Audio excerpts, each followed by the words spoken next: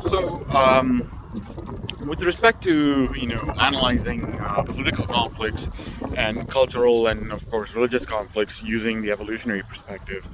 I wonder whether we can do this with the conflict with Judaism in the Middle East. So,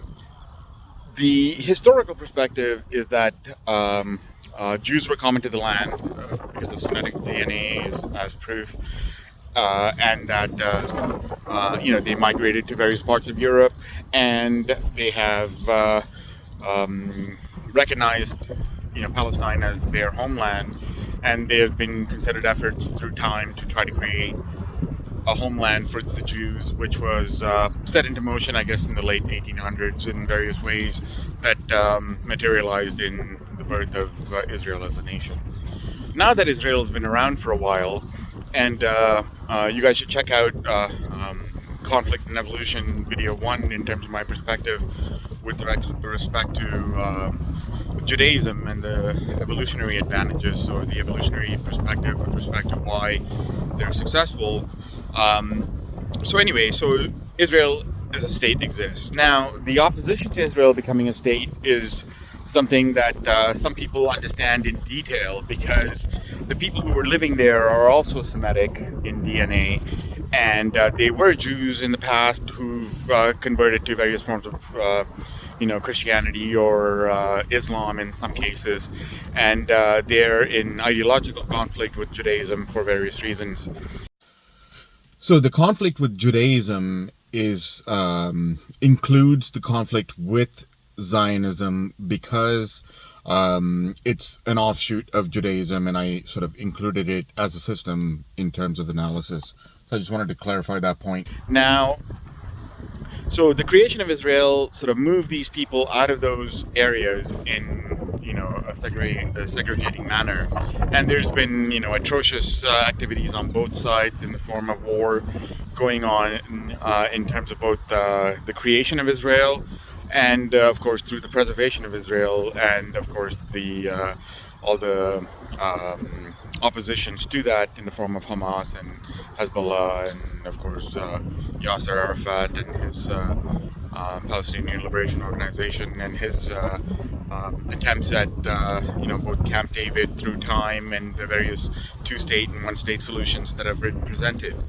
Now, so evolutionarily, this level of tension is not just sudden. I mean, it's been part of the emergent aspect of reality, and the divisions are enforced by that, from my perspective, to analyze it objectively. And both sides have set things into motion where they reinforce each other over time and the division. Now, would it be possible to truly take stock of the struggles and the efforts of the non-Israelis in the Middle East towards Israelis in terms of opposition, from an evolutionary perspective in more detail and depth, to understand the nature of the conflict in its entirety from an evolutionary perspective, simply for analysis purposes, so that we may see various inflection points and various detail that come into focus in a nuanced way in terms of intent, opposed to the emergent aspect of reality being enforced, and that we may all have an opportunity to make a decision collectively, from both the Israeli side as well as the oppositions of various sorts, to come to a common understanding, and that results in the freedom of others to move through the land of Israel, while Israel protects itself the best way it knows how. So do I think Israel has the right to exist? Well, the simple matter is Israel does, and they're not going anywhere because of whether I say so or anybody else says so, because that is their land now. And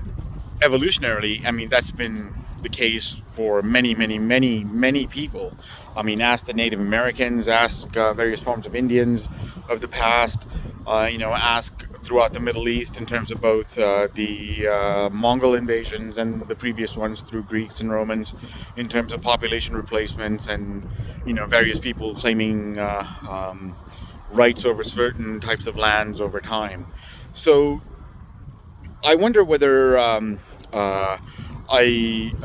could potentially attract some sort of an academic who is multidisciplinary, who can provide a sort of an objection or a validation of my perspective that reinforces this from a political perspective or in an international geopolitical perspective, that may add to the conversation. So anyway, yeah, till next time.